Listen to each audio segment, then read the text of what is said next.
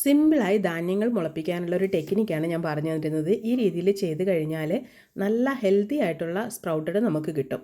ഒന്നുകിൽ ഒരു ഗ്ലാസ് ബോട്ടിൽ എടുക്കുക, അല്ലെങ്കിൽ നല്ല ക്വാളിറ്റിയുള്ള പ്ലാസ്റ്റിക്കിൻ്റെ ബോട്ടിൽ എടുക്കുക. പ്ലാസ്റ്റിക്കിൻ്റെ ബോട്ടിലാണ് എടുക്കുന്നതെങ്കിൽ നല്ല ബോട്ടിൽ തന്നെ എടുക്കുക. ഇല്ലാന്നുണ്ടെങ്കിൽ ചൂട് കൂടുതലായിട്ട് അത് കേടാവാനുള്ള സാധ്യത കൂടുതലാണ്. ഇതിൻ്റെ കൂടെ നമുക്കിനി ആവശ്യമുള്ളത് നെറ്റാണ്.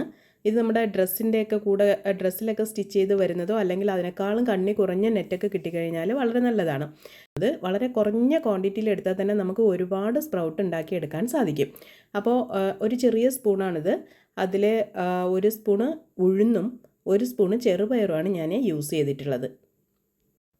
ഇത് 1.5 ലിറ്റർ വെള്ളം കൊള്ളുന്ന ബോട്ടിലാണ്. ഞാൻ ഈ എടുത്ത അളവിനുള്ള പയർ ഇതിനകത്ത് ഇട്ട് മേൽഭാഗത്ത് ഇതുപോലെ നെറ്റ് വെച്ച് കെട്ടി വെള്ളം ഒഴിച്ചിട്ട് ഒരു 6 മണിക്കൂർ വെക്കുക.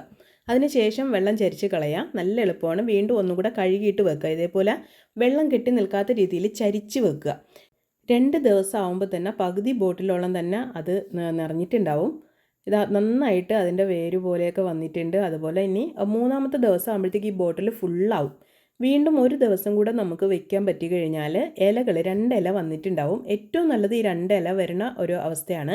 പക്ഷേ ഞാൻ ഈ ഉഴുന്നും ചെറുപയറും ഒരുമിച്ച് കുതിർത്തി എടുത്തത് എനിക്ക് ദോശയ്ക്ക് മാവ് അരയ്ക്കാൻ വേണ്ടിയിട്ടാണ്. അതുകൊണ്ട് ഞാൻ ഇല മുളപ്പിക്കാൻ നിന്നില്ല, അതിന് മുമ്പ് തന്നെ എടുത്തു. ഒരുപാട് ന്യൂട്രീഷൻ വാല്യൂ അടങ്ങിയിട്ടുള്ള സ്പ്രൗട്ടോ മൈക്രോ ഗ്രെയിൻസോ ഡെയിലി നമ്മുടെ ഭക്ഷണത്തിൽ ഉൾപ്പെടുത്തുക. ഏത് രീതിയിൽ വേണോ നമുക്ക് ഉപയോഗിക്കാം. നമുക്കത് സാലഡായിട്ട് ഉപയോഗിക്കാം, അല്ലെങ്കിൽ വേവിച്ചിട്ട് ഉപ്പേരി വെച്ചിട്ട് ഉപയോഗിക്കാം, ദോശ മാവ് ഉണ്ടാക്കുമ്പോൾ അതിൽ ഉപയോഗിക്കാം. ഏത് രീതിയിൽ നമ്മൾ ഉപയോഗിച്ച് കഴിഞ്ഞാലും കുഴപ്പമില്ല. പക്ഷേ ഡെയിലി നമ്മുടെ ഫുഡിൽ മൈക്രോ ഗ്രെയിൻ ഉൾപ്പെടുത്തുക. Thank you for watching.